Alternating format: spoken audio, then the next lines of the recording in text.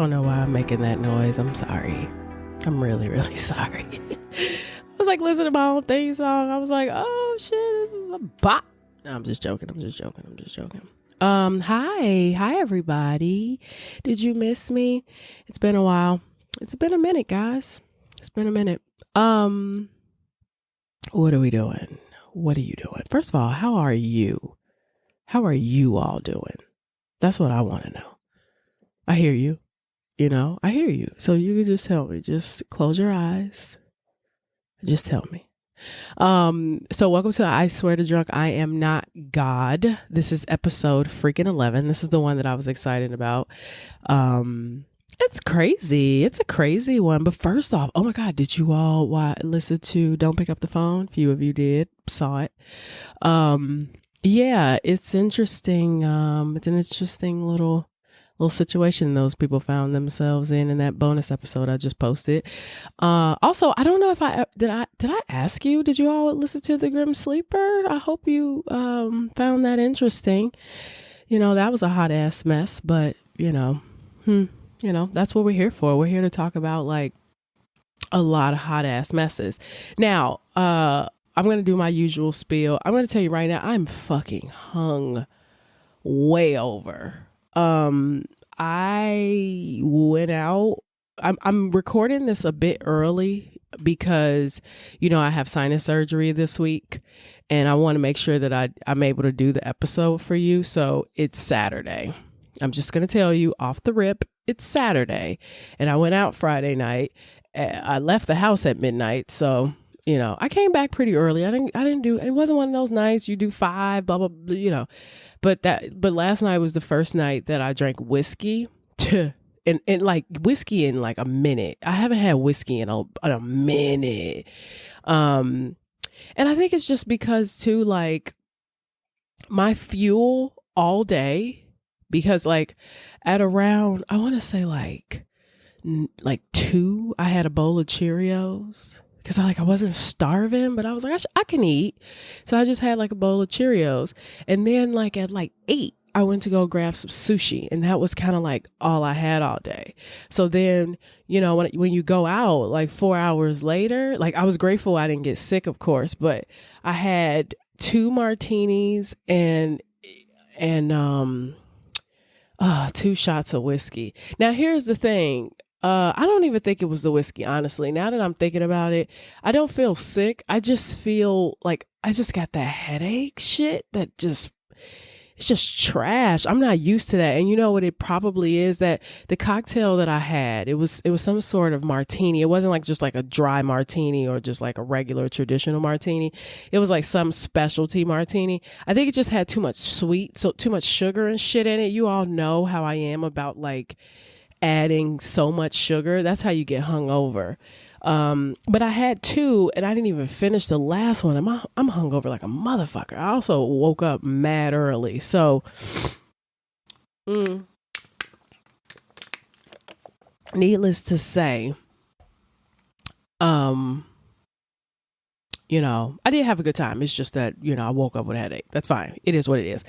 And because like I'm having surgery, like I can't take any, like I could take acetaminophen. I think I just can't take like ibuprofen, but I think all I have is ibuprofen. I got to look at my pre-surgery instructions because I feel like my head is about to explode. But anyway, so you're probably like, okay, yeah. So are you drinking? Yeah, I am. I'm a drink because it, even though I have a headache, sometimes drinking kind of levels out that whole situation. So our poison this episode is the strawberry old fashioned. I found this video and then I was like, oh, I want to try it. You could either use it like a strawberry puree or you can get some fresh strawberries and muddle them and then just add like some whiskey, some simple syrup and a little bit of water and boom, stir that shit, then pour it in a cup and drink it. That's pretty much the gist.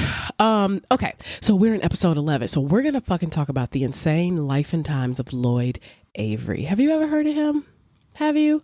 Lloyd Avery. Lloyd fucking Avery. Okay, this dude was a lot. He was a lot. And how did I find? Another mother moment. My mother told me to do it. She did. You gotta listen to your mom, guys. She's the one who actually gave me the idea to do Lloyd Avery II. She said that she was watching something on Investigation Discovery, or I can't remember the show. Oh, it's called Death by Fame. His episode isn't out yet. His episode is actually the last of the series. And she was like, have you heard about the actor from Boyz N the Hood? And I was like, yeah. She said the one that shoots Ricky. And I was like, oh yeah, the dude who, ended up actually being a criminal. She was like, you knew about that? I was like, yeah, you didn't. There was a little thing like in the Facebook days. I'm saying in the Facebook days because I don't have Facebook anymore, but back in the day I used to see like one of those things that go like just circulate, kind of like when I did Tamala Horsford. It was like one of those things where like somebody just puts a little blurb like, did you know?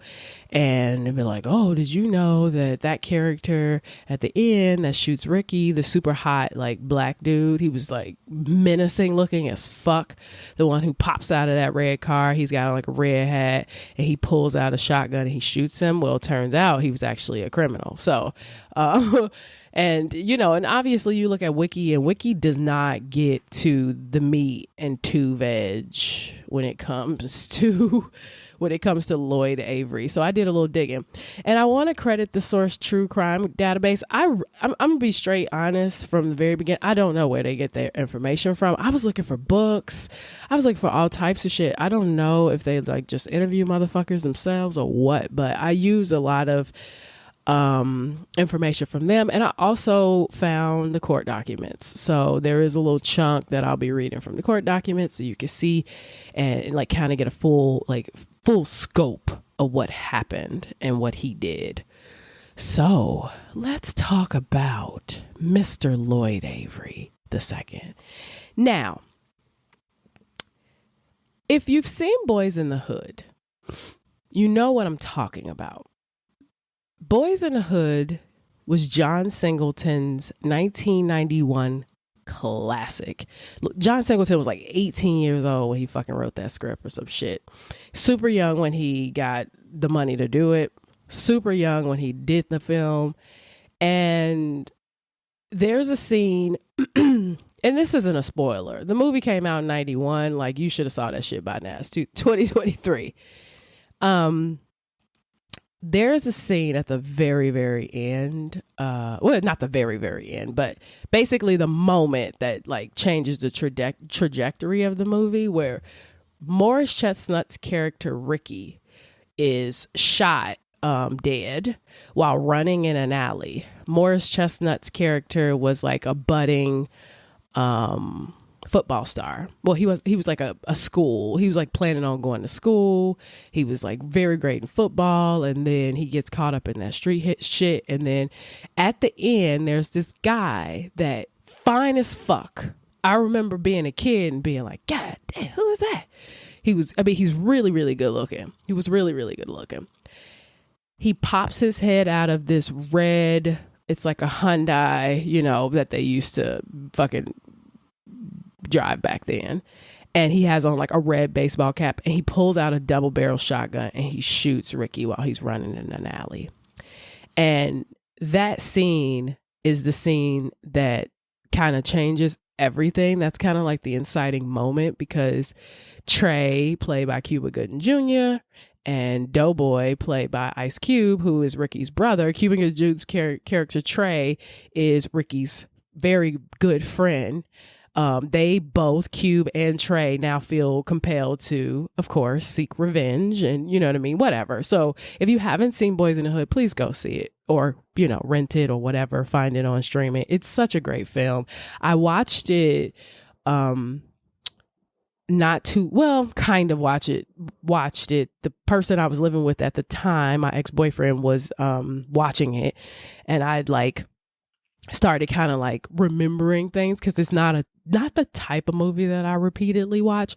When I was a kid, I watched it a lot, but then when Menace to Society came out, I kind of watched that one a little bit more, because I don't know, it's not that I thought it was a better movie, but it was a different movie and it was a different feeling movie. And then fucking Lorenz Tate is so good in Menace to Society that it's almost just upsetting.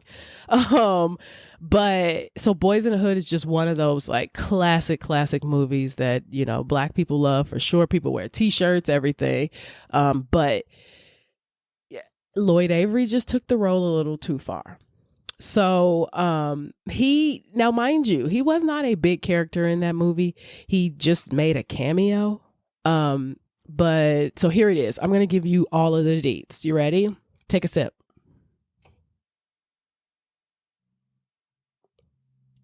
Okay, Lloyd Fernandez Avery II was born June 21st, 1969 in Los Angeles, California.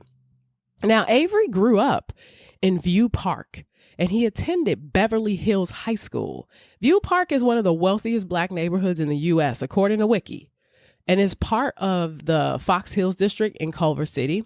It's just west of Leimert Park, and Leimert Park is also incredibly wealthy and historically Black. So his father, Lloyd Sr., was a businessman. He owned and operated his own plumbing, electrical, and carpentry business. And his mother was a stay-at-home mom for the most part, but later she would end up in banking. Now, he had also had a brother named Che. I'm going to mention him. They don't talk too much about his other siblings. He did have a couple other siblings, but they don't come up a lot, so I won't even mention them. Who does come up a lot is his brother Che. They were of Mexican and Black descent. Now, Avery definitely grew up like a rich kid. He even played fucking water polo, y'all. And like baseball. He was considered a class clown, but he would sometimes come off shy. And even though he was fine as hell, you hear me?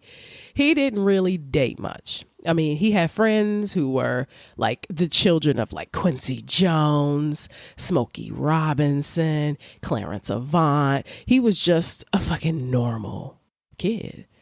He kind of liked attention, and that was pretty much it. If you heard my like Herb Baumeister episode, kind of like that, where, you know, he's just always like super active, super like trying to get attention all the time. Now, there was an instance at an UCLA party back in 1988 that led Avery to be he was arrested. Basically, like a fight had broken out with a bunch of frat boys, and then there were like gunshots, and Avery was arrested because he was carrying a fake ID. So he didn't shoot anybody. He wasn't really the shooter or anything, but he was carrying a fake ID, and he spent like 3 days in jail. And when he got out, he was quoted to have said, according to a friend, that he really liked jail. He, you know, I don't really. I knew somebody who used to say that, you know, and I was like, okay, it was kind of fucked up, but doesn't seem like a clean, safe, fun place to me. But Avery would eventually attend Los Angeles Trade Technical College. He dropped out and he started working with his father instead. He just really wanted to get into music, which we know at that time in the late 80s, early 90s, especially with the like as rap was evolving into like this major industry, so many people were really, really wanting to get in it. His father was not with that shit though. You know, he's an old dude, so he ain't even thinking that is real music. But one time he smashed his SP-1200 with a bat. An SP-1200 is a drum machine and a sampler. His father was just not happy with the way that his life was going. It was like, motherfucker, you dropping out of school and you doing all this shit. And you talk about being a rapper with this garbage music. You know how that probably is. And in 1990, Avery would get arrested again for stealing equipment from a guitar center. So now we're seeing like in the very beginning that he has some, I don't want to say criminal in him, but just like he has like he's willing to do what it takes type shit. Now, over time, people will realize that Avery was impulsive and he had a habit of intentionally pushing people's buttons. Now, he didn't do drugs. He didn't drink, so his behavior wasn't really due to any substance or alcohol abuse. He seemed to just be crazy. And it's like, oh, okay, well, sometimes he's kind of crazy, and then sometimes he's kind, just like really, really kind. One friend said that, quote, he had a mischievous streak and a really sweet streak. The day before Christmas Eve, he would drive around to people's houses to give them Christmas cards. Like, who the fuck does that? End quote. Now, Avery was super cool with John Singleton. And Singleton was in the process of making his first film, Boyz N the Hood. Avery once said, I met the right person at the right time, and they put me in a movie. Now, I already talked about Boyz N the Hood. We know what that's about. Singleton directed Avery for the role down to the smallest detail, even though Avery's credit was as Knucklehead number 2. That was his credit. Avery got a lot of love for this role. Ricky's death was one of the hardest deaths to watch because he was supposed to be a budding football star and he just got caught up in the street life. He wanted more, he seeked more, and he deserved more, but the streets took him. And a story, we hear that fucking shit all the time, unfortunately. Now, Avery eventually became a celebrity in the neighborhoods of LA. He was easily recognizable and he was very good looking. Can I say that enough? Like, can I? Because just look at my Instagram. I mean, he would, of course, go on to hire an agent to see how this acting thing will work out. He went on auditions, but at the same time, he was also doing like his music shit as a producer. And the producer thing was starting to pick up, of course, because his Rolodex is getting a little thicker. He's meeting more people. He's also meeting more musicians. You know what I'm saying? So, of course, his little producing music career is starting to pick up. I read somewhere that he had actually produced a track for Tisha Campbell when she was having her little stint as a solo singer, which I'm sorry, I don't like her singing, but I do like her singing in Little Shop of Horror. Now, in 1993, he was casted in Poetic Justice, which is another John Singleton film. And on the title card, he is listed as Thug Number 1. Avery was casted, but so was his brother, Che, as Thug Number 2. Now, we've seen Poetic Justice, right? Poetic Justice is one of those movies. I personally do not think that it's bad, but apparently at that time, I was a kid. I was totally a kid. Poetic Justice wasn't popular with the critics. Did seem like the critics really fucked with it. It came out in 1993. It starred Janet Jackson, Tupac, Regina King, Joe Torre, with a lot of other people in it. Jennifer Lewis, Maya Angelou, had a bunch of people in it. And, it's kind of like a road trip movie where Joe Torre, Regina King, Janet Jackson, Tupac, they end up all going on a fucking, it's a romantic, I don't even know I guess it would be considered a romantic genre. Janet Jackson basically plays a poet. And I remember in this, watching the movie and being like, I have never seen Janet Jackson like this, because she was cursing and she was like that like head shaking, kind of like black woman aggressive. And we weren't used to seeing Janet Jackson like that. You know what I'm saying? And so her character basically lost her boyfriend. And so she goes on a road trip from South Central to Oakland in a mail truck with her friend, who is Regina King, a postal worker who is Tupac, and Regina King's boyfriend, who's Joe Torre. But she then starts to kind of like fall in love with Tupac, and then they have their own like kind of like dynamic. I won't tell you the whole story, but Avery is in the movie as a killer. This fucking dude. He was not happy about Poetic Justice. Apparently at the premiere, Avery yelled, "That shit was whack, John!" Just like in the middle of the fucking premiere. Like just in the middle of the premiere. Why do people feel like they could just do that? That's so disrespectful. Like, hey, pull me aside, talk to me in the bathroom. Like we can have that conversation at the urinal, I'm sorry, y'all. My allergies are kicking my ass. Now, apparently, Singleton didn't really take too much of Avery's antagonizing seriously, even though Avery could be quoted calling him a punk ass nigga. Later, though, Singleton had to stop taking this motherfucker's calls. He was like, okay, this is a lot. He was kind of abusive. Avery was. I mean, Singleton seemed to just brush it off. Excuse me. Sorry. I think Singleton just kind of figured, I can tell he's something off with him. I'm going to just let him be him and I'm going to do me. You know what I mean? He kind of seems to have had that attitude about it. But there reached a point where that relationship would be lost. And that was not the only relationship that he would lose. Now, after the movie, because Poetic Justice was not a success, but he was still kind of riding off the high of Boyz N the Hood. Avery moved to the jungle in LA, which is a blood neighborhood in LA. Why? Why would you move there? It's in an area called Baldwin Village. And I know of the jungle because of Training Day. Okay. I don't live in LA. I used to for a very brief period, but I never like ventured out into those areas.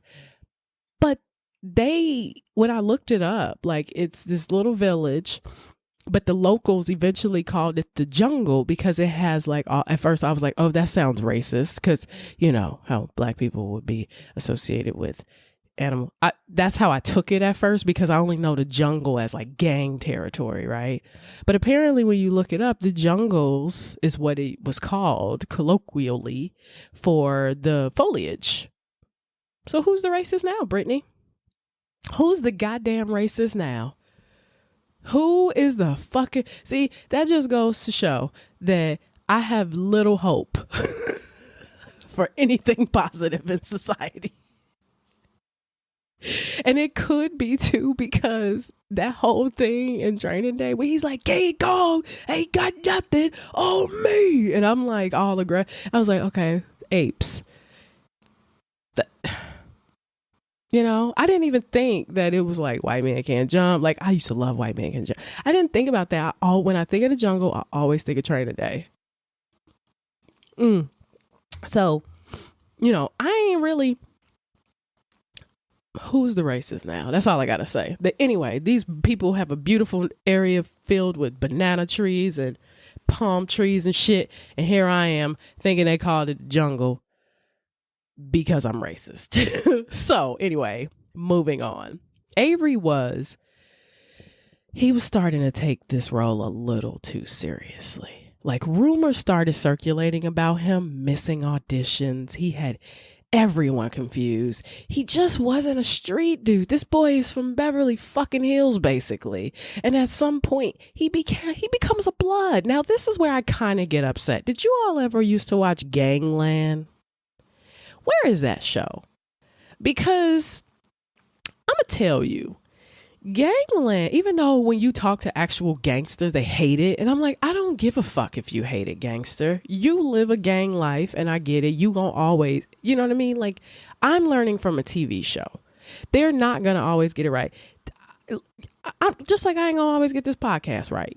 You know what I mean? You think I'm recording this drunk? I'm also researching this drunk. There's going to be dates wrong. There's going to be all types of shit wrong. And I know it's a television show and I know, but they not going to know everything. So can we stop having these high expectations of the media? Anyway, with that being said, Gangland was one of those shows that used to show the inner workings of different gangs, not just Bloods and Crips. We talk about the Mara Salvatrucha.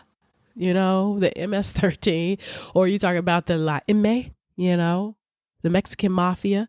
You talking about the Latin Kings, the Vice Lords. Like they would take these deep dives into these different gangs. And one of the things that I realized was that, a lot of these gangs are really fucking, like they just like way savage and way fucking scary.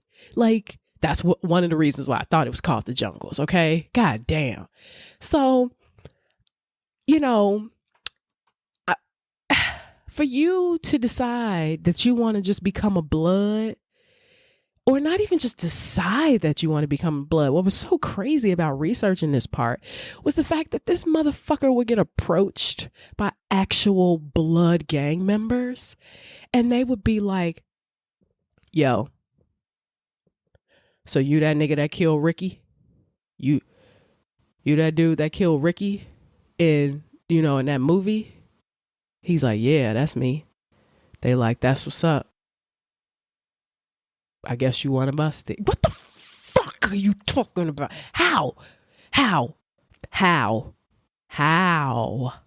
do you get there? How do you skip all those steps? When you watch Gangland, there are people who are getting fucking beat the fuck up. They get blood in, jumped in, whatever the fuck in version for that particular gang. They get that shit. You got gangs, you got MS-13 and Mexican mafia motherfucking gang members that beat up pregnant bitches. And you telling me this boy walked to a fucking swap meet, ran into a blood, and the blood was like, yo, guess you want us? No, he's not, first of all. Second of all, why would you, first of all, as a blood, I would be very upset that I'm not a blood, by the way. I'm just saying, if I were a blood, because of course I sound like and act like I would be a blood. But if I were a blood, I would be like mad pissed, right? If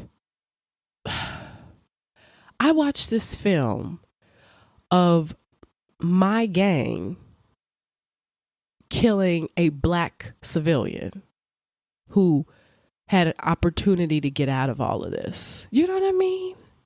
Anyway, and I understand there are different versions of gangsters. Some gangsters don't give a fuck about that shit, but I'm just saying. So this was kind of infuriating to me. I was upset because I was like, whoever that asshole was who just like made him an affiliate just because he killed somebody in a fucking movie.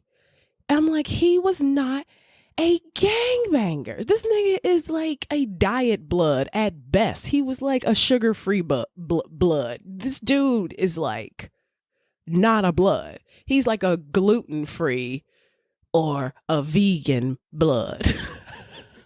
Like, this motherfucker is not the true form of a blood. And a blood should feel disrespected that he's even repping it. So anyway, he wasn't a gangbanger for real, but he was gaining some sort of affiliation simply because he played a fucking gangbanger.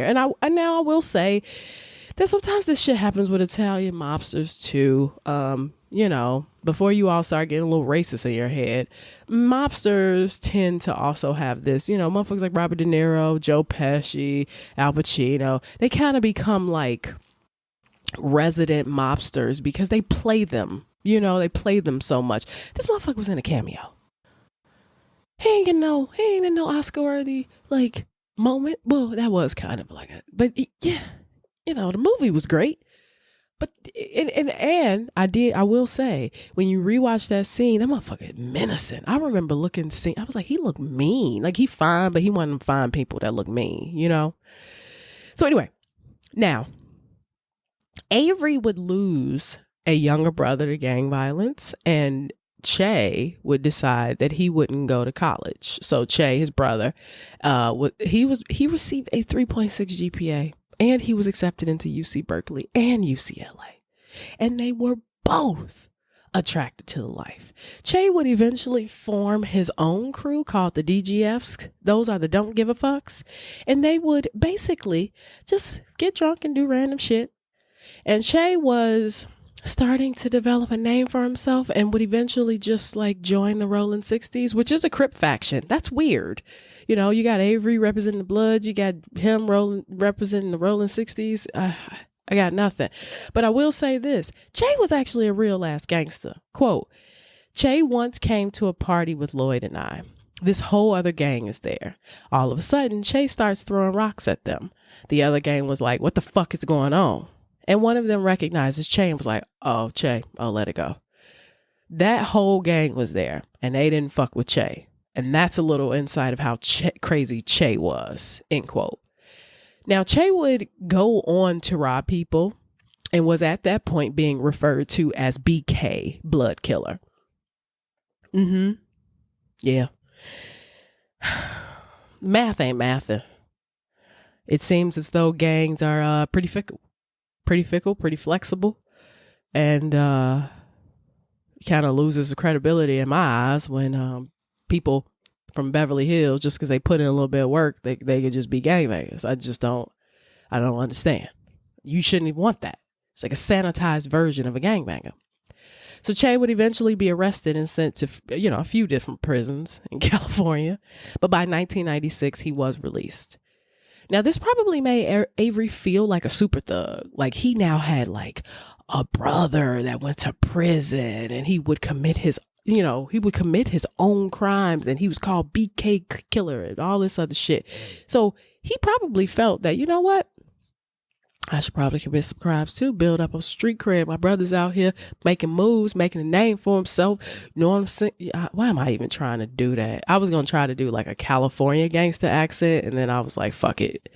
I was just like, do some like 90s shit, like Mark, like that. And then I was like, never mind. So I am losing it. It's this headache. So he was the blood superstar, Avery.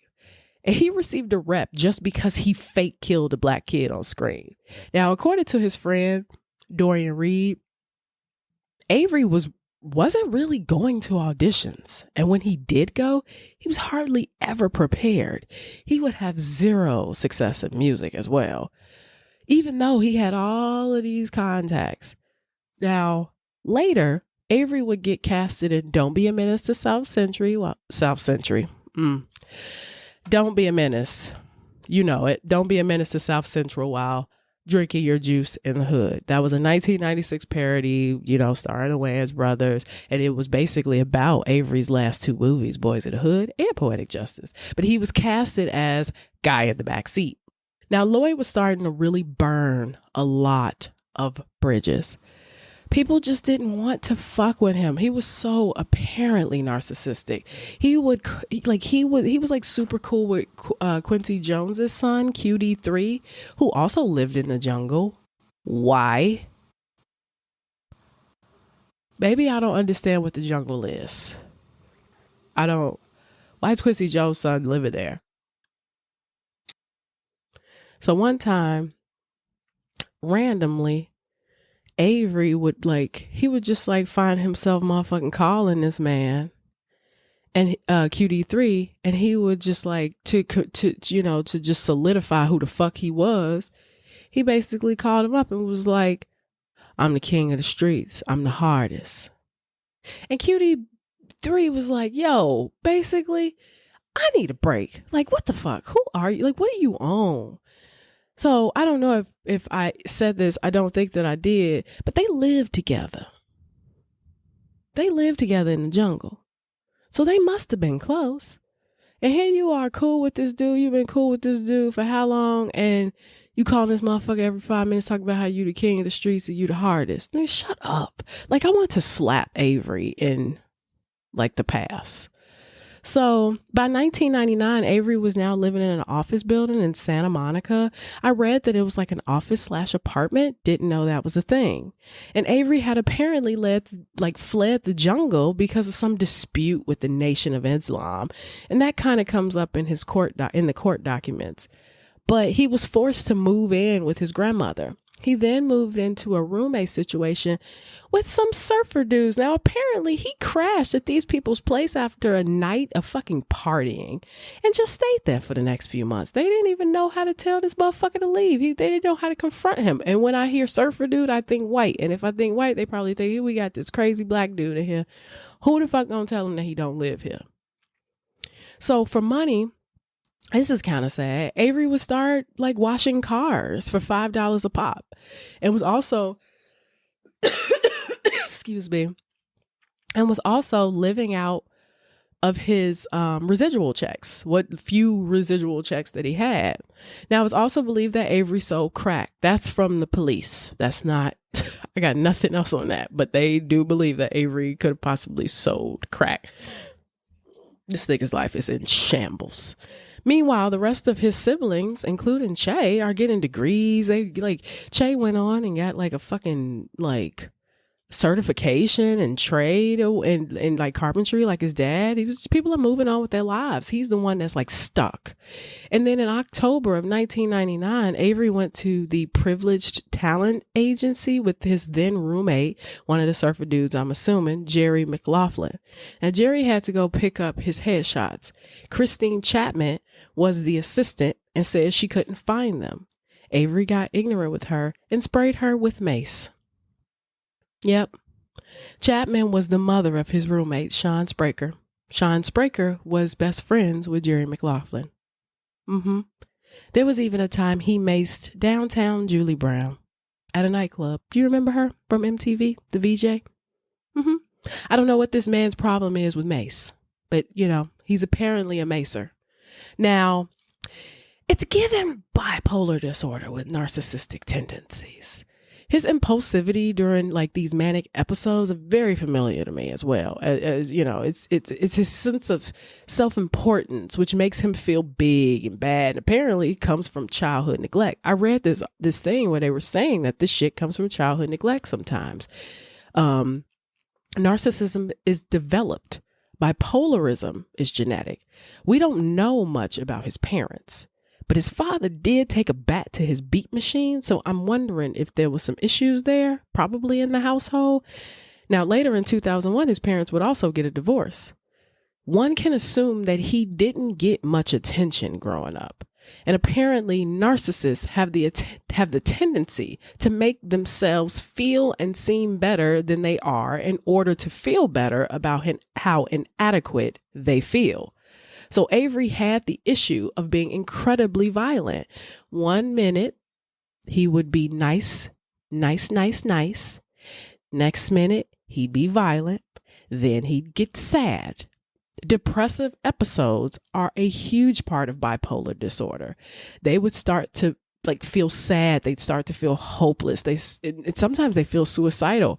It was very interesting because I recently dealt with somebody who I believe, I'm not sure, undiagnosed, but somebody who I believe was bipolar with narcissistic tendencies. What's interesting about that is we know bipolarism as this spectrum. The highs are high, the lows are low, right?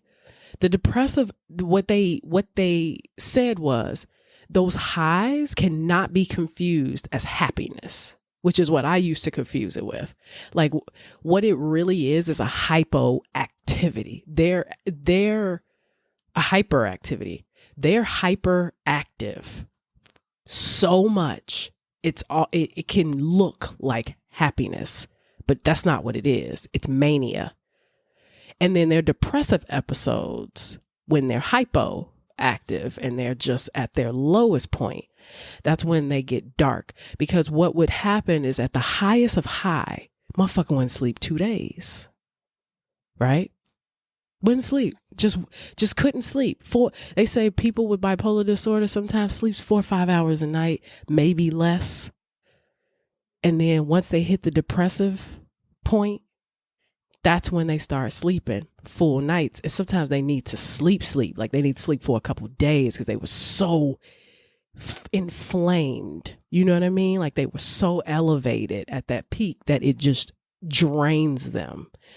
And so anyway, you didn't ask for a discussion in psychotherapy, but I did have this experience. So as I'm like listening to this, like these things that this guy does, I'm like, ooh, triggering. Okay. But his impulsivity, the fact that he would just randomly do shit is a part of those manic episodes. The narcissism, calling QD3 and be like, I'm the king of the streets. That's the self-importance, right? And bipolarism, like I said, is genetic, but narcissism is developed. He could have like I said too, we don't know much about his parents. His mom could be bipolar. His father could have been bipolar, but it's also said that it's not always a bad household that makes that, you know what I mean? Or even triggers that. But the narcissism, that neglect can inflame, you know what I mean? Can flame up and create these like grandiose thoughts. I'm the king of the streets. I'm this, I'm that. He was fueled by that role. He was seemed to have been particularly fueled by that role because he was in a power position. You see what I'm saying? You got a character who, one, is beautiful, looks very good on screen, but then two, hops out of a car looking cool as fuck with a double barrel shotgun and shoots someone in the back. Phallic, right? Men love guns. They're dick related. Men love their dicks. Just saying. So I think that the power that came with that, he got addicted to that feeling of what that moment was like, and and probably not so much of how it felt on set, but how he felt seeing himself be so powerful. You know what I mean? And if you think about even his father taking a bat to his beat machine, you got a power dynamic there where you got a child and his father. The father's the power dynamic in that moment. The child is nothing. So what does he do? He does something impulsive. He goes to a Guitar Center and steals some shit.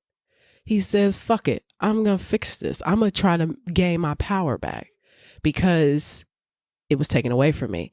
And my mom is, I had a little conversation with my mom about that because I was like, I definitely see that he almost has like an identity issue, especially from the lifestyle that he came from. And I think that a lot of boys, we know that some people grow up in the trenches and they end up being that way because they had no choice. But we also know that there's a group of people that seek it. They seek it out. And sometimes that is because of the vulnerabilities that they've experienced in the household, or the abuses that they experienced in the household, or the lack of power that they had in the household. So just something to think about as we proceed. Now, Avery would go to church, but he wouldn't really go to church. His aunt would say that, quote, Satan was pulling at him to keep him from hearing the lesson because he had a bad habit of making it all the way there. This motherfucker would get dressed, make it all the way there, and not go in. And then the times he did go in, he'd just walk back out. Then he started like creeping around the church. He just walked the perimeter. Like, that shit is wild. Now, rewind to 1994 and 1995. Let me tell you this real quick. Avery got into a fist fight with a man by the name of Hugh Earl. They were friends and had been for like almost 10 years. Avery later apologized and the friendship continued. Then later in 1999, July, Earl saw Avery on a park bench in Venice Beach. And when they started talking, Avery mentioned their altercation a few years back. He's like, yo, remember we got into that fight back in 94, 95? Yeah, I remember that. Woo, woo, woo. Avery told Earl, this is what this motherfucker tells Earl. He says, I don't fight. I already killed 2 people. I'm a killer. So I don't fight no more. By December, Avery was still stalking this man. Avery had apparently accosted Earl in the back alley of his family's restaurant. He pulled up on a bike, asked him why he reported him to the police for pulling a gun on him on Venice Beach. Because I was like, he didn't pull a gun on him, but he pulled a gun out, letting him know, like, I killed 2 people, I'm a killer, so I don't got to fight no more. Look at this, boop, boop, boop, bop. Earl said, I didn't. And then Avery proceeds to pull out a chrome semi-automatic fucking handgun. And he cocked it. And he told Earl, quote, I know where your family is all the time, so you better watch your family. Now, Earl reported that shit. He was like, are you fucking kidding me right now? So he reported that incident to the Baldwin police. And the Baldwin police, I don't know what happened with that. I don't know if anything else even happened with Earl, but they were just like, he was just like, what the fuck? Like, why did this do? And, your family has a restaurant. He's right. He does know where your family is at all time. So now, 1999 was a very interesting time for Avery. He was involved in 2 murders. He wasn't lying. He mentioned that, and he wasn't lying. This is a part of Avery's appeal. After being found guilty of 2 counts of first-degree murder, assault with a firearm, assault with a deadly weapon, and wrongful use of tear gas, he was sentenced to life in prison without parole, plus another consecutive 13 years and 8 months. Here is the murder. This is the court document. Please hold. At approximately 4 p.m. on July 1st, 1999, Keith Geralds and Curtis Perry were in the parking lot of the Santa Barbara Plaza in Los Angeles, where they lived in their cars. They had just returned from working on a car in West Covina, after which Geralds recalls, but Perry does not, that they stopped at a liquor store to purchase cigarettes. Geralds and Perry knew Annette Lewis and Perry Branch, who spent considerable time at the near Santa Barbara Plaza. Geralds, who had been frequenting Santa Barbara Plaza for at least 14 years, had known Lewis for approximately 10 years and Branch for several. He also had seen defendant, which is Avery, around the plaza, particularly in the law building, many, many times. He knew the defendant, who had a tattoo on his forehead that read Jungles by his nickname L.A. Deuce. Now, let me stop real quick. This motherfucker got a tattoo on his forehead that said Jungles. And at first when I read this, I said, why does he call himself L.A.? Duh, he lives in L.A. No. The nigga's name Lloyd Avery. Brittany, you stupid. And Deuce is the 2, okay? He's Lloyd Avery Deuce. Duh. So just to offer a little bit of my bimbo blonde moment, I'll continue. At approximately 4 p.m., Gerald saw defendant, who was wearing a large brim straw-colored hat, on the sidewalk in front of the law building on Buckingham Road. He saw defendant go through a hole in a fence and across a vacant lot at a diagonal, after which he peered into a courtyard on the side of the law building, looking over a wooden fence. Defendant then walked toward the tree under which Lewis and Branch and a third person, an African-American man, were gathered. Defendant stopped on the sidewalk just west of the group, and he appeared to be arguing with Lewis and Branch. After a couple of minutes of argument, which drew Perry's attention, the defendant drew a gun and fired it at Lewis, who tried to move away from him. Defendant then began firing at Branch. When he stopped firing, defendant quickly walked away in the direction from which he had come. Perry did not see a third individual under the tree with Lewis and Branch. When he made his observations, Gerald was approximately 120 feet from the tree, and he was seated in the passenger seat of Perry's car. Perry estimated that he was 70 to 75 feet away, and he was standing outside the vehicle. A resident of the neighborhood, Ted Allen, was sitting at a bus stop on the Buckingham Road near Santa Rosalia when he heard 6 or 7 gunshots.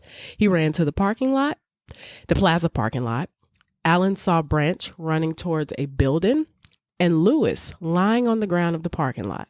At one point in his testimony, Allen said he also saw defendant, with whom he was familiar, run from the site of the shooting towards Buckingham. He later said he saw the defendant walk away and then subsequently changed his testimony once again to say the defendant ran.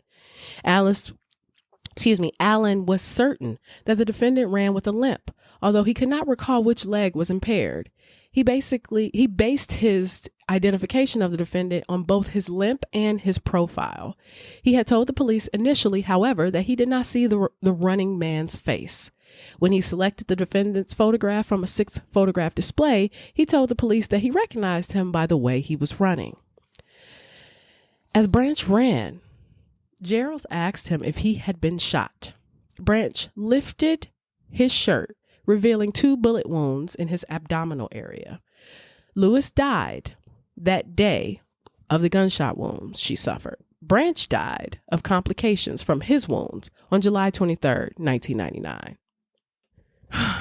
Although the police arrived at the site of the shooting within minutes, neither Geralds nor Perry said anything to them about their observations. While Geralds did say something, he did not identify anyone. 3 weeks later, on July 20th, however, Geralds told Officer Hickey that the shooter in the July 1 incident had been someone nicknamed L.A. Deuce. Approximately 6 weeks after the shooting, detectives approached Geralds in the parking lot and asked whether he would provide information. He agreed to do so, but not at the location. At the police station, Gerald selected defendant's photograph from a selection of 6 photographs, and he again selected defendant's photograph on approximately May 11th, 2000. Gerald had been convicted in 1999 for possessing a controlled substance and for trespassing. He had not been offered any inducement for his cooperation, although he had suggested to the police that moving him to Seattle would be a proper inducement. He did ask the detectives for money after the interview. He also had a conversation with the prosecutors about the placement about his placement in a witness protection program. When the police contacted Perry on July 4th, 1999, he told the police that he had never before seen the shooter.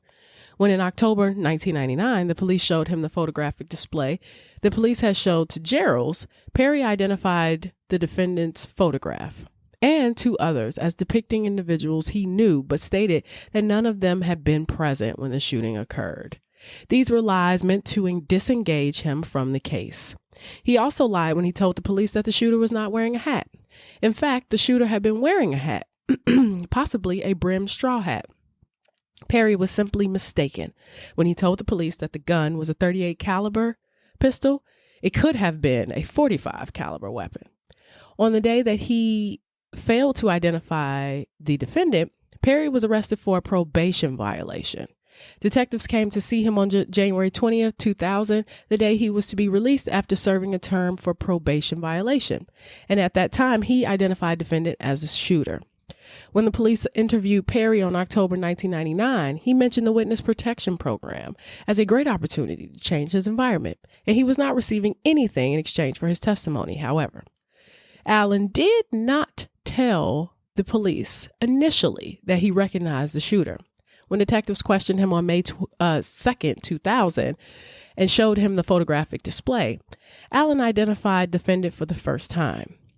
When re-interviewed on November 2000, defendant identified defendant's photograph, stating that it looked like the person he saw running from the site of the shooting. Gerald, Perry, and Allen all have talked together about the shooting. When Allen denied discussing the shooting with Gerald, he previously has stated that Gerald told him the shooter was the person from the movie Boyz N the Hood. Defendant played a prominent role in that film. The police recovered expended bullet casings from the sidewalk adjacent to the site of the crime, as well as several bullets from Lewis's body. A single weapon, a .45 caliber Colt semi-automatic handgun, fired all of the shots. Comparisons to the casings found at the sites of 2 unrelated shootings show that the same handgun fired those shots as well. During the first of these incidents, according to Dante Anderson, defendant fired shots from a Colt 45 when someone pointed a gun barrel out of the window of a car near Anderson's home on Hillcrest Avenue on March 29, 1999. The police recovered 1 bullet fragment, 3 .45 caliber casings, and 4 9mm casings from the site of the shooting. With respect to the second incident, according to Reuben Williamson, Jamil Shabazz, a Muslim who attends the Islamic Center at the Santa Barbara Plaza, told him that the defendant shot at Shabazz in the late evening of April 20th, 1999. Shabazz now denies this. He and the defendant did not have a confrontation earlier that day. However, a person working in an adjacent building, Nail Rahman, heard gunshots before being fired from a different Nail Rahman heard gunshots being fired from different guns late that evening. The bullets' impacts on a BMW parked in the lot and a Cadillac parked at the curb in front of the law building, and the positions of the casings found were consistent with the 9mm shots having been fired from the BMW and the .45 caliber shots having been fired from the Cadillac. The Cadillac was registered to the defendant. After the shooting incidents at the Santa Barbara Plaza, defendant moved out of his office, where he had been living, and into a house with several roommates. On a couple of occasions, one of the defendant's roommates, Sean Spraker, saw defendant with handguns in the house. In July or August 1999, defendant told Spraker that he had a gun accessible at the Privileged Talent Agency, On another occasion, when Spraker was moving out of the house, he came across a toiletry bag he believed belonged to the defendant, and the bag felt like it had a gun in it. Sometimes during July or August of 1999, defendant's talent agency sent him to a casting call for a fashion show. The defendant showed a gun to the producer, Michael Maddox. Sorry, my nose is itching. When Maddox asked the defendant why he would bring a gun with him, the defendant said that people were after him, so he used it to protect himself. In September 1999, the defendant told Spraker that he had shot and killed some people in the jungle, the lower section of Baldwin Village, so designated because of its many palm trees. Defendant said he did not like to go to the jungle, for he did not know whom he might encounter. Jeremy McLaughlin, another of the defendant's roommates in July and August of 1999, spoke to the defendant while the defendant was waiting trial in county jail. And in a later telephone call, defendant asked McLaughlin to provide him with an alibi for July 1, 1999. The defendant wanted McLaughlin to confirm that the defendant had been at the privileged talent agency in Hollywood on that day. McLaughlin had not met the defendant until July 1, however, and so was not with him on that date. Now, he didn't run after killing these people. He didn't go anywhere. He actually went on to film 2 more movies. 2 weeks after the murders, Avery was on set of the film Lockdown, which I've actually seen. Lockdown. That's the one where that character gets raped real bad. Lockdown was filmed in New Mexico. He would get in a fight with one of the cast members. The cast member, DeAndre Bonds, he was the one that had the rape scene. That was a rough rape scene. Lockdown is actually not a bad movie. It has Master P in it. It came out in 2003. Richard T. Jones is in it. Master P, Clifton Powell, people like that. And then DeAndre Bonds is I think he was the lead. No. Richard T. Jones is the lead. And then DeAndre Bonds, he plays a character that's in prison as well. And he ends up he has a really rough rape scene. I actually saw DeAndre Bonds talk about that on Vlad TV, and how that kind of like fucked his reputation up a little bit. Cause he was he was an actor, but it was an aggressive rape scene. Now, okay, so he gets into a fight with the cast member, actor DeAndre Bonds. Now, the on-site tattoo artist that they have for the film ended up breaking up that fight, and Avery began like threatening the hair and makeup department. Because if you know anything about television, tattoo artists and shit like that are typically a part of the makeup department. Now, the makeup department head, Melanie Mills, quote, she said, he said he was going to find me and my family when we got back to LA and that he was going to murder us. So after messing with like Master P, one of the stars of this movie, they cut his scenes and fired him from the movie. And that day he was seen like smoking Sherm, which if you know what Sherm is, because we hear it in rap songs, or at least earlier rap songs. I don't know about now. The kids may be calling it something different. But Sherm is basically tobacco or weed that's like dipped in embalming fluid. And sometimes just to put a little extra spice on it, it's also something that they dip in. It has PCP in it as well sometimes. Now, you got a man now that's on the back of a grip truck blasting a stolen stereo and smoking Sherm. He then proceeds to I guess he gets confronted because they're like, yo, we need that stereo back because it ain't yours. And then he proceeds to go to the hair and makeup department and he attacks Melanie Mills, the department head. He was beaten up by that tattoo artist, and then Master P's entourage chased him off of the set. Now, this motherfucker is dressed as a prisoner. And Avery ended up scaling a tall barbed wire fence. But real quick, let's talk about Sherm, shall we? Now, I looked it up because I wanted to get some ideas of what, because I'm thinking now, at this point in my research, I'm thinking now, like, if this motherfucker was high on Sherm, then there's the possibility that he was hallucinating everything. Because, you know, Sherm is pretty crazy. So here we go. According to Blue Hill Recovery's website, when someone smokes embalming fluid through the method of Sherm sticks, they get high. It is a high similar to the one they would get when using PCP. Some people dip Sherm sticks directly into PCP as well. Some other names for Sherm include superweed, water, dip, or fry. And there were several risks of using Sherm. Sometimes the effects are life-threatening, and even if someone only uses Sherm once, they would experience like severe adverse effects. So some of them are adrenaline rush, euphoria, detachment from reality, hallucinations, delusions such as feeling bulletproof, not feeling pain, aggressive or violent behavior, memory loss or blackouts, lack of coordination, respiratory distress, paranormal. God damn, I always say that. Every time I say paranoia, I say paranormal, paranoia, and accidental self-injury.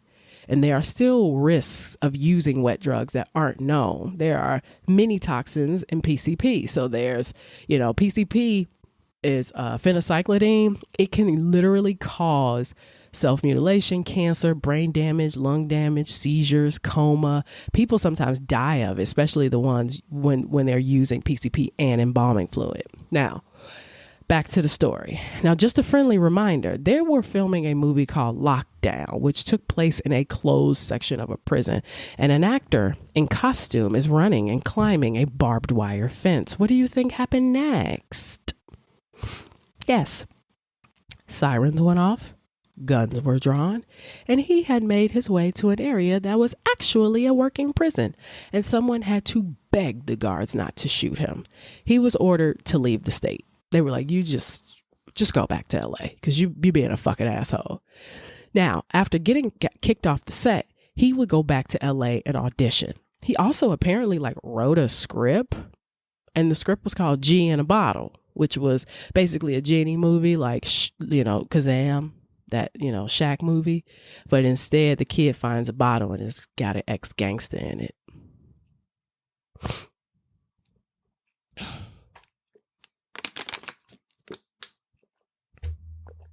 Cool. I'm sure it was great. Christine Chapman, actually, the mother that got maced, she actually said it wasn't bad script. I mean, it would have been fun to watch. I ain't gonna lie. It would have ended up on Tubi or some shit, but it would have been fun to watch. So he would then join a film titled Shot. The director, Roger Roth, said that he was one of the best actors I ever worked with. He could nail every line. He could make you believe it. He could make you feel it. But after a while, Avery would start to threaten Roger, saying things like, quote, "I'm going to wait until your ass motherfucking thinks that I motherfucking forgot about it, motherfucker." Can I tell you how ridiculous my industry is? Why did people keep casting this obviously sick motherfucker? Because, it's like, I know we look for authenticity in some things, but I will be honest with you, if the topic is dangerous or if it requires people to be violent and you want them to be authentic, you don't be surprised when they're violent against you, dumbass.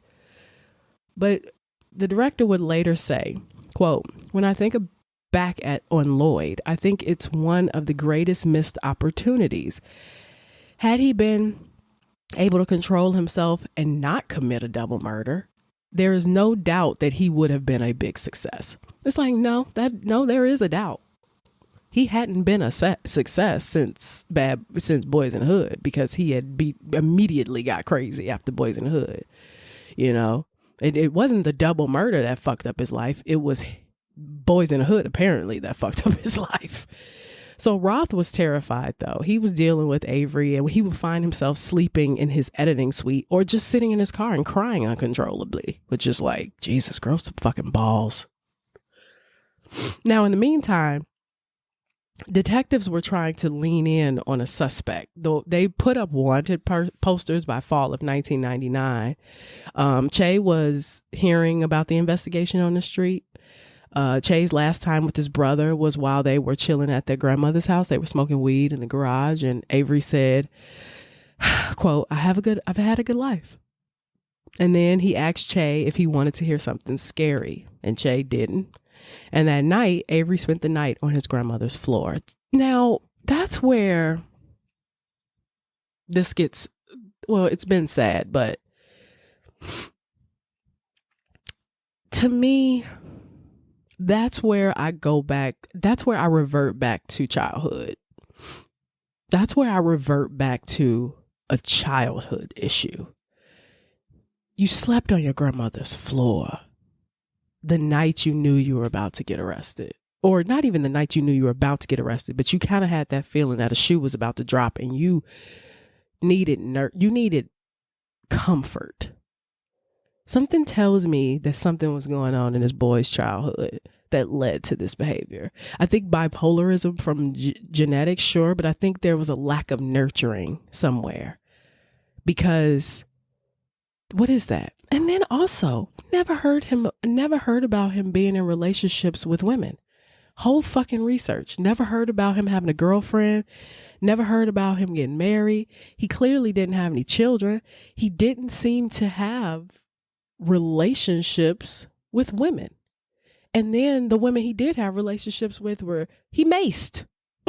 I mean, he didn't have a relationship with downtown Julie Brown, but you know what I'm saying? It seems like he was either, he was weird about women. I don't know. I don't know what that's about, but a mother's love, love of parents is such a very important part of a child's life. Y'all need to, if y'all ain't got it, don't have children. That's all. I know I don't got it. That's why I don't want kids. I mean, I think that I would be a super great nurturer though, because I had a dog and I fucking loved her to death. But I kind of mean that and kind of don't, but I think I'm the type of nurturer where being a parent is so important to me that I don't want to fail at it. And I know people fail at it all the time, even when people try hard. So anyway, one morning on December 8th, 1999, Avery left with his bike out the back door of his grandmother's house. And there was already a heavy presence of police around the house. He went down the street, did a U-turn, and then stopped at the cop car and asked the officer, "What's up?" And when the cop tried to get out of the car, he sped off and ran into another cop car down the street. He collided into him, and that was when he was arrested. Now, the defense claimed that none of the shit that the prosecution said was true and that their witnesses were like trash. Quote, the defendant denied ever possessing a genuine as opposed to a movie prop, a .45 caliber gun, and testified that the witness who tied him to the earlier shooting incidents actually was the person who had fired the gun. He denied claiming to have killed people, explaining the witness' testimony as misunderstanding what defendant had said. He denied asking another witness to provide him with a false alibi, explaining that he merely asked the witness to check company records in order to determine whether the records confirmed his presence at the talent agency on the day of the shooting. He denied any acquaintance with the victims or the primary prosecution witnesses. A defense witness who also saw a man running away from the site of the shooting testified that the man was not a defendant. Moreover, the forensic evidence need not be viewed as inconsistent with Branch's out-of-court account.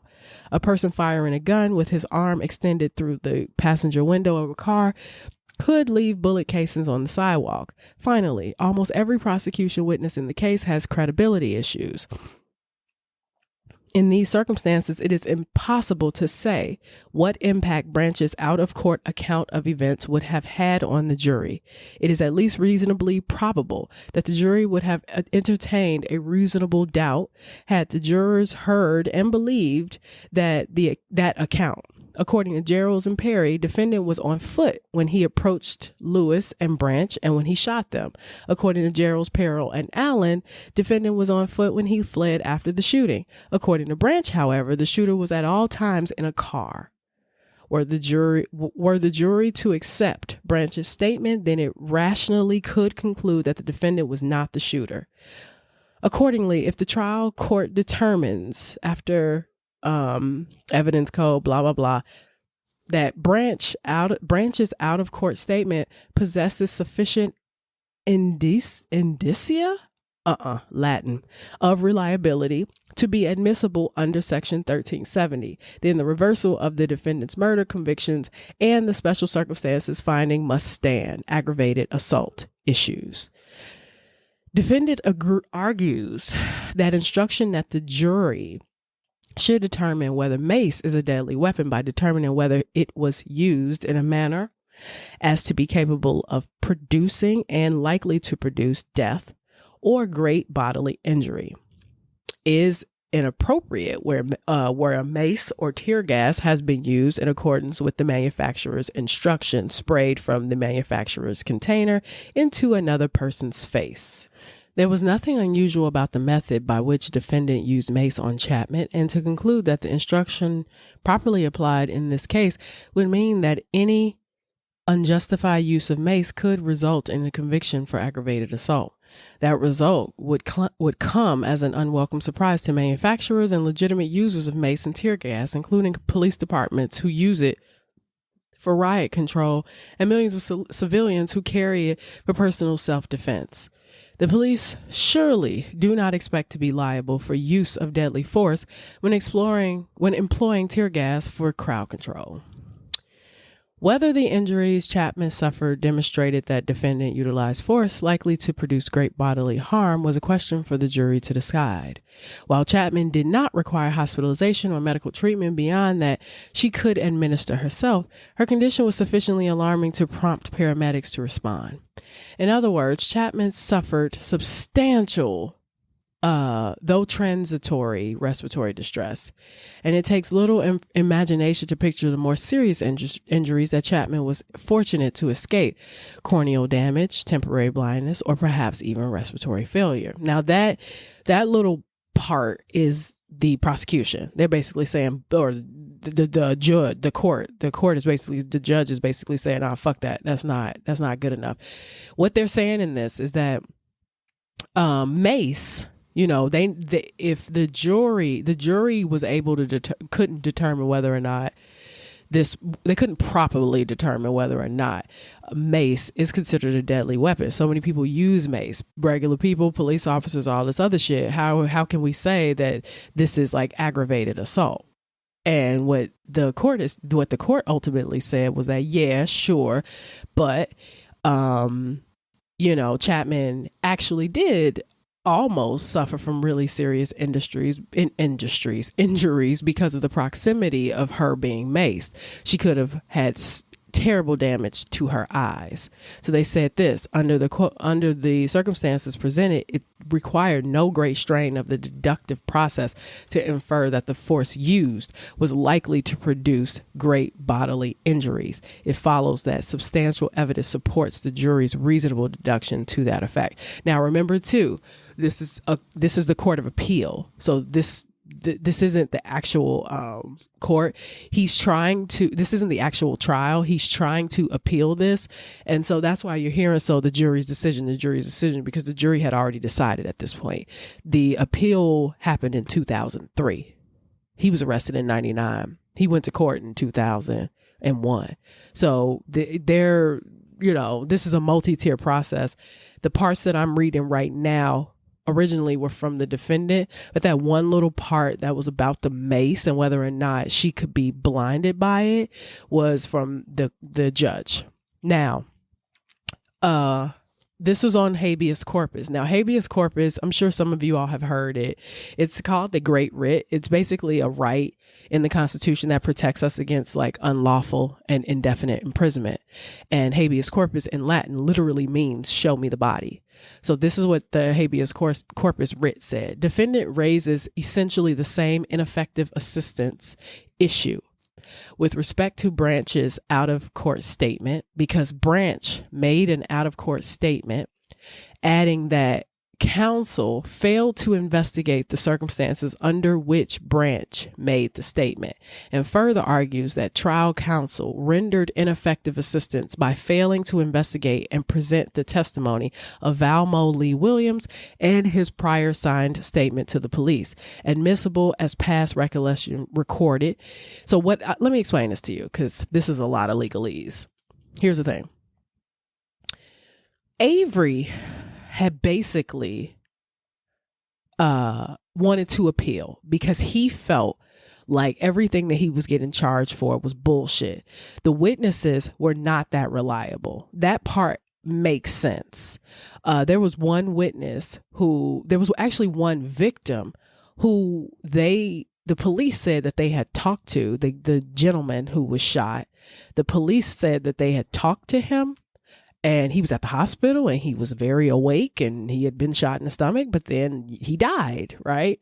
So for them, they're kind of like, they're talking about like whether or not these witnesses and their statements are even valid. They go from, oh no, the suspect was on foot, to, oh no, the suspect was in a car, to he was wearing a straw hat, to he wasn't wearing a straw hat at all, to he has a lamp, to he doesn't have, you know what I mean? So that's what Avery's side is contesting. They're saying that the judgment needs to be reconsidered because at the end of the day, none of the facts seem to be legitimate.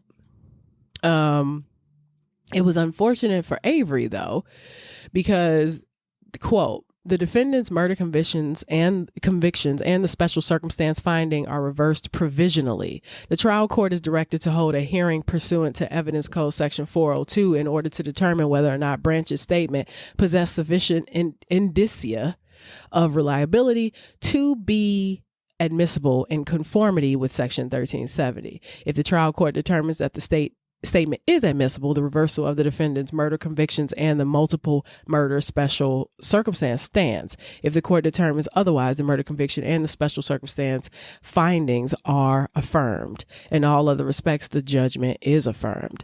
Defendant's petition for writ habeas corpus is denied without prejudice.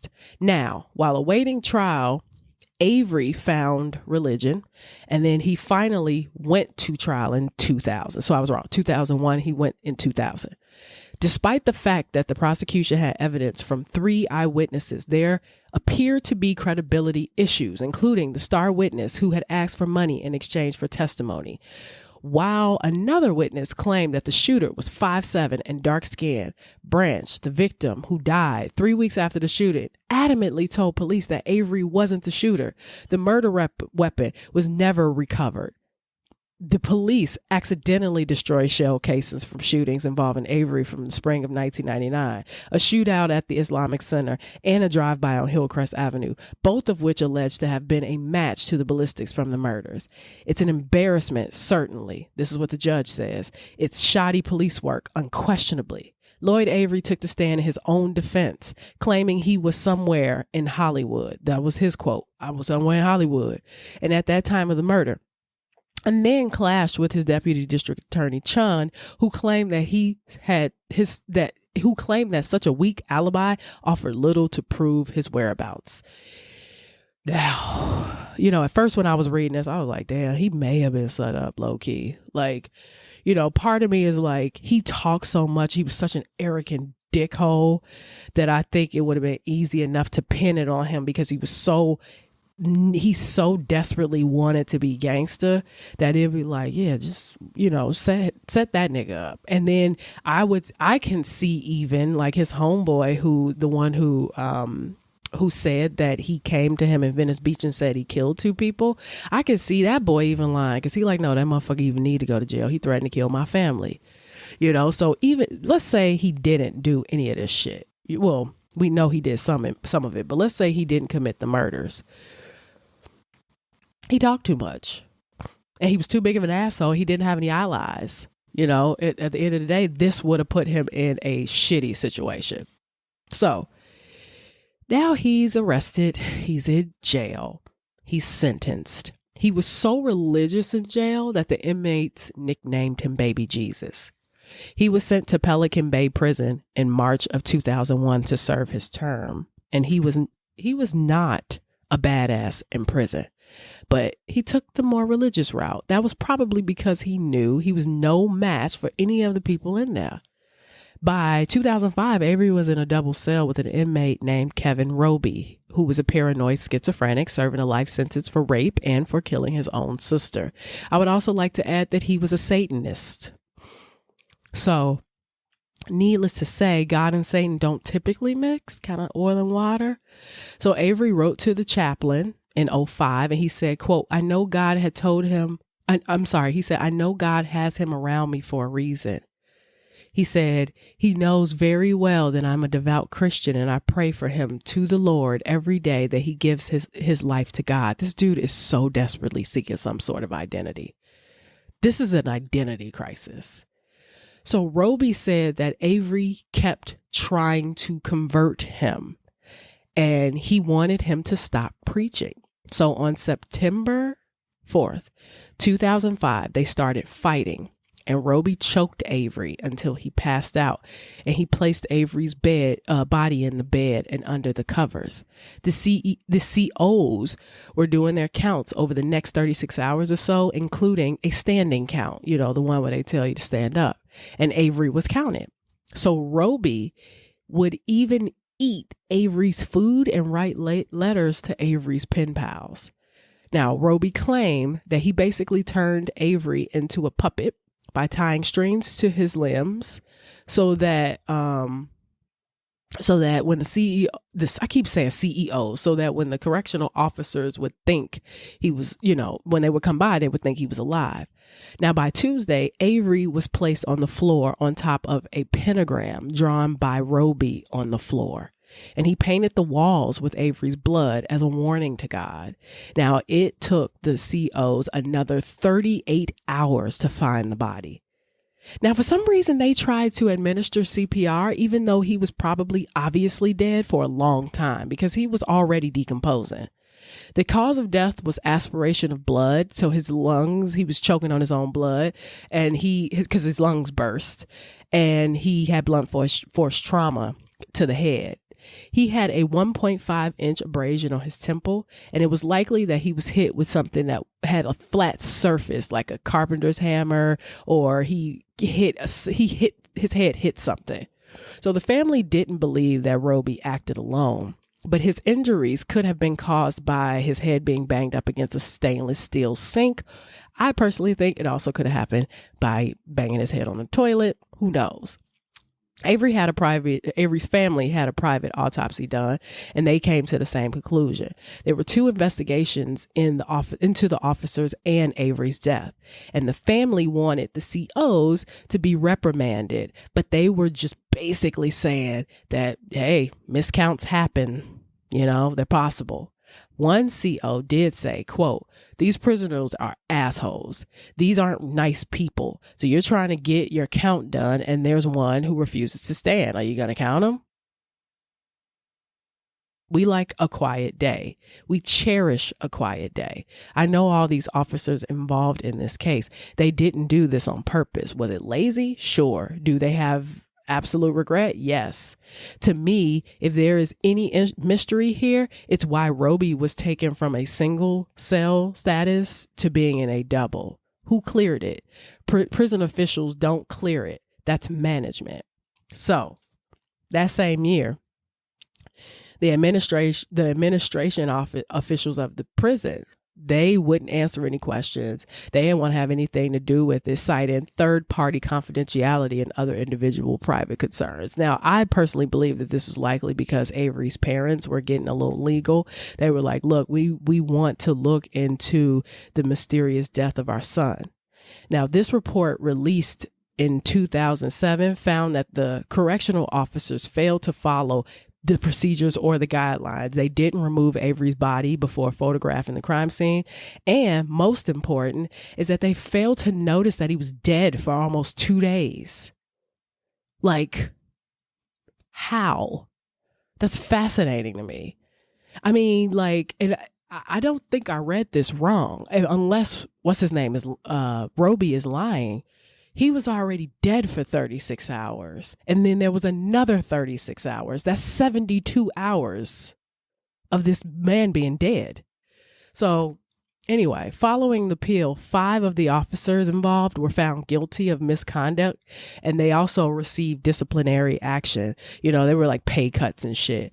And Linda Avery's mom just thought that was just like a slap on the wrist. So nobody really got in trouble for fucking anything. His parents just had to live with the fact that, you know, their kid was dead and they don't know why. So that is the insane life and times of Lloyd Avery II. I don't really know. I don't know. I don't know if he did it. I don't know if he committed those crimes.